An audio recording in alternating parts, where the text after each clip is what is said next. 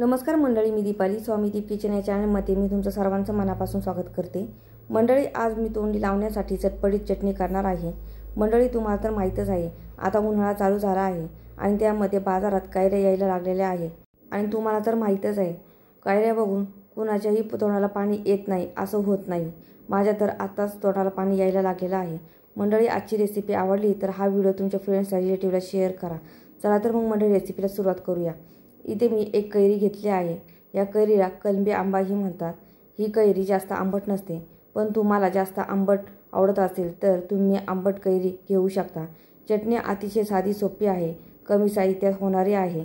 त्यासाठी मी 4 ते 5 बेडगी मिरच्या भिजत ठेवल्या आहे, 6 ते 7 लसूण पाकळ्या घेतलेल्या आहे आणि चटणी तिखट होण्यासाठी 8 ते 9 तिखट लाल मिरच्या घेतलेल्या आहे।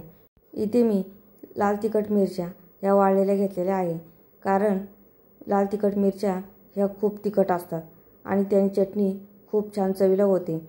आंबट तिखट चटणी खायला खूप छान लागते। तुम्हाला चटणी जास्त तिखट आवडत नसेल तर तुम्ही फक्त बेडगी मिरचीही वापरू शकता। बेडगी मिरचीमुळे फक्त रंग येतो, पण चटणी तिखट होत नाही। आम्हाला कैरीची चटणी ही आंबट तिखट खायला खूप आवडते। सुरुवातीला मी कैरी कापून घेते। कैरीच्या आतमध्ये कोय असते, त्यामुळे आतला भाग कडक असू शकतो। तो कडक भाग बाजूला काढून घ्यायचा। कैरीच्या साली आवडत नसेल तर त्या काढू शकता, पण मी इथे साली न काढता कैरीच्या कापा मी करून घेणार आहे। पहा, कैरीचे मी बारीक बारीक तुकडे करून घेतलेले आहे, जेणेकरून मिक्सरच्या भांड्यामध्ये लवकर बारीक होईल। आता मी सुरुवातीला मिक्सरच्या भांड्यामध्ये कैरीच्या कापा घालून घेते। कैरी कवळी असल्यामुळे पाणी घालायची गरज नाही, कैरी छान बारीक वाटली जाते। हे पहा, एवढी बारीक वाटून घेतलेली आहे। आता लाल बेडगी मिरच्या घालून घेते आणि लसूण पाकळ्या आणि लाल तिखट मिरच्या घालून घेते। आता सर्व साहित्य चांगलं बारीक वाटून घेते। हे पहा, चटणीचा रंग किती छान आलेला आहे आणि किती छान पेस्ट झालेली आहे। आता चटणी थोडीशी परतून घेते, म्हणजे लसणाचा आणि मिरचीचा कच्चापणा निघून जाईल आणि चटणी छान चविष्ट होईल। इथे मी कढईमध्ये 1 चमचा म्हणजे पोहे खाण्याच्या चमच्याने तेल मी घातलेलं आहे।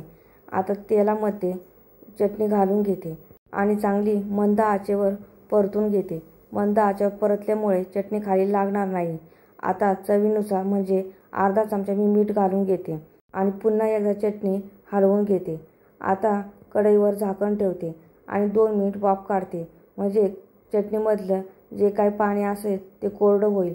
हे पहा, चटणी छान कोरडी झालेली आहे। इथे आपली चटणी तयार झालेली आहे। आता गॅस बंद करते आणि कढईवर झाकण ठेवते। कैरीची चटणी न परतता सुद्धा कच्ची खूप खायला छान लागते। ही कैरीची चटणी हवाबंद डब्यात साठवून ठेवू शकता, फ्रीजमध्ये महिनाभर टिकेल, पण बाहेर असेल तर 8 दिवस टिकेल। आजारी माणसाच्या तोंडाला चव नसेल तर ही चटणी द्या, तोंडाला चव आल्याशिवाय राहणार नाही। मसाले भात करा किंवा वरण भात करा, ह्या चटणीसोबत अतिशय सुंदर तोंडाला चव येते। मंडळी, आजची कैरीची चटणीची रेसिपी कशी वाटली मला कमेंट करून सांगा। जर रेसिपी आवडली असेल चॅनल लाईक करा, शेअर करा, सबस्क्राईब करा आणि हो, बेल आयकॉन प्रेस करायला विसरू नका, जेणेकरून माझ्या नवीन रेसिपीच्या व्हिडिओची नोटिफिकेशन तुम्हाला लगेच मिळेल। चला तर मग मंडळी, पुढच्या नवीन रेसिपी लवकर भेटू। छान छान खा, मस्त राहा।